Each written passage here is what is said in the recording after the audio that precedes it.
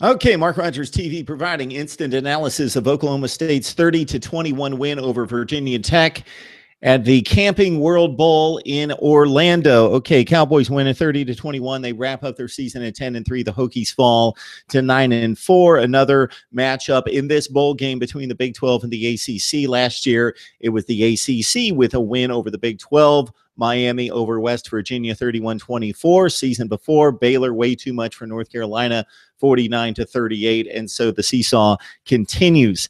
In this one, the Hokies a 7-point underdog without Cam Phillips, by far their very best receiver. He has a sports hernia.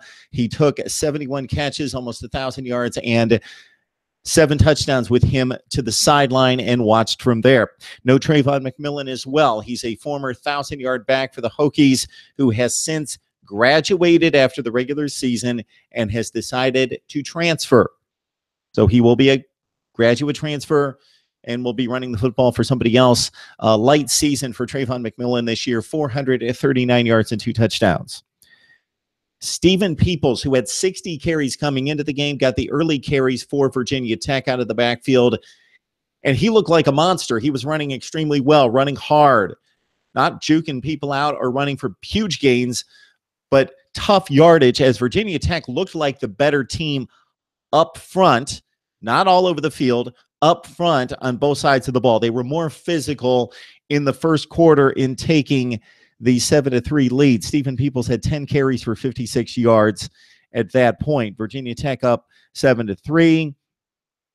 Yes, they had an 18-play drive, of which they could have gone up 14-3. This was huge. There were about 3 Virginia Tech miscues that really cost them the game. On the other side, the flip side, Oklahoma State, the more explosive team, could hit for the big plays. Virginia Tech owned the time of possession, and they actually gained more yardage, about 35 to 40 yards more than the Cowboys in this game. But they made the crucial mistakes, and the Cowboys made the explosive plays. The first crucial mistake for the Hokies, up 7-3, 18-play drive from their own 9, excuse me, to the Oklahoma State 1-yard line. The previous play had been under review. It looked as though Peoples had scored the touchdown. Looked like he got into the end zone. Well, they marked him down around the half-yard line. You thought that Virginia Tech would score anyway. Nope, bad snap on the next play, and Oklahoma State recovers. So 7 off the board for the Hokies right there, and against this explosive of an offense, that was huge. Mason Rudolph goes to work with Marcel Aitman. One particular drive, they were really clicking. They had a shot to the left sideline, and then Mason Rudolph went up top to Marcel Aitman. 5 catches for 107 yards as he took it down inside the 3-yard line. Justice Hill with a huge game for the Cowboys. 23 carries for 120 yards and a touchdown, his 16th of the season, and it was 13-7. Mason Rudolph, sharp most of the night, 21 for 32. Did have to deal with the Virginia Tech pass rush, which was fairly effective for much of this game. Rudolph did hit him up with big plays, though. The 21 completes, 352 yards, 2 touchdowns, and he did not turn the ball over. Josh Jackson, of course, not nearly the polished passer as a redshirt freshman than the senior Mason Rudolph is. Big disparity in skill sets passing the ball. Josh Jackson picked up some big yardage and some crucial yardage, extending plays and drives with his feet. But throwing, he missed a lot of throws. Henry Murphy was wide open for a touchdown right down the middle of the field. Last drive of the first half, they could have gone in with the lead 14-13. They could have been up 21-13. Virginia Tech, had they not botched a snap and had Josh Jackson laid it up for Murphy down the middle of the field, threw it flat, threw it by him, and missed Murphy for the go-ahead touchdown last drive of the first half. Oklahoma State comes out. The defense gets a 3-and-out, and then they take over on offense, and Rudolph was clicking. He carves them up. They lead 20-7. Josh Jackson again. Josh Jackson, that's the young man's name. Eric Kuma becomes his favorite target for much of the second half. Kuma outfights Ramon Richards for the football in the back portion of the end zone on the in cut, and Kuma outfights him for the football. Excellent catch by Kuma. Keeps Virginia Tech close as it became a 1-score, 2-score, 1-score situation with Virginia Tech trying to hang in the game against that Cowboy offense. So it's 20-14 at this point after the Kuma touchdown.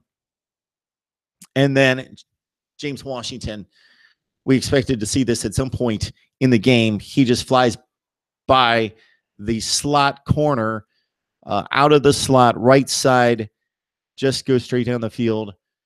Ball perfectly placed. Touchdown, 27-14. James Washington, 5 catches for $126 and 1 touchdown. All right, Virginia Tech trying to pull out all the stops to stay in the game.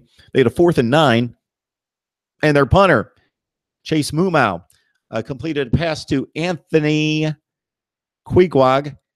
Shagag. I'm sorry on that one. Anthony Shagag. Can't read my own writing. I don't have my contacts in. Anthony Shagag with a reception on the fake punt. It was a 4th and 9, perfectly placed ball. We've seen one ill-advised punter pass during this season, bowl season, Northern Illinois against Duke from their own 9-yard line on 4th and 18. This one made sense. You're down by 2 scores. You're trying to stay in the game, 27-14. You got to keep it close. You're at midfield, and they complete it for 22 yards. Unfortunately, Virginia Tech, second huge miscue inside the 10-yard line for Oklahoma State within 2 scores, about to cut it to 27-21. Couple penalties, bad snap, and they botched the series after driving all the way inside the 10-yard line. All right, James Washington with another catch for 35 yards. Just a thing of beauty to watch him play. We'll, of course, see him on Sundays. Virginia Tech drive stalls again. This time, Josh Jackson with an interception. Miscommunication between he and Phil Patterson, who caught 7 balls for 59 yards. Patterson did not sit down in the route. He kind of faded out. Jackson threw it behind him. He tipped it up into the air. Picked off for Oklahoma State. Virginia Tech started to make some stands on defense, though. They got a big sack on a 4th down play to keep them within 2 scores. They drive the length of the field, and against it's Kuma who is the main target for Josh Jackson. 3 consecutive completions. Kuma caught 5 for 72 on the game and made a great catch inside the 5-yard line, outfighting the defender for the football. And so with 6 minutes left to play, Virginia Tech scores to make it 27-21. We're at about 5.5 minutes left to play. Unfortunately, the Tech defense could not hold the Cowboys. Unfortunately for Virginia Tech, Cowboys drive it, kick a decisive field goal to give them the 9-point lead. Game over at that point. Cowboys finish at 10-3, should finish close to the top 10 in the country, although their best wins, certainly this Virginia Tech game. They lost to Oklahoma. They lost to TCU. They, of course, lost another game in the Big 12, finishing 6-3 in the conference. Virginia Tech at 9-4 will most likely, despite a decent record at 9-4, considering they really didn't beat any good football teams this season. West Virginia would be the best team. They most likely will fall out of the final top 25. Looking ahead to 2018, Oklahoma State's out of conference schedule, pretty light. Missouri State, South Alabama, Boise State, the marquee team on the Cowboys schedule. For Virginia Tech, they get the round robin ACC schedule, so Notre Dame is on the 2018 slate, along with ho-hum William and Mary, East Carolina, and Old Dominion. Virginia Tech, you got a schedule better than that. Mark Rogers TV, looking back at Oklahoma State's win over Virginia Tech. Invite you to join in and join the conversation on college football, the Hokies, the Cowboys, the Big 12, the ACC, whatever you want to talk about. Leave your comments, your suggestions for more topics down the line, and so forth. And we will get to as many comments as possible, and love to see the back and forth between all of you talking up, discussing, and debating college football right here on Mark Rogers TV.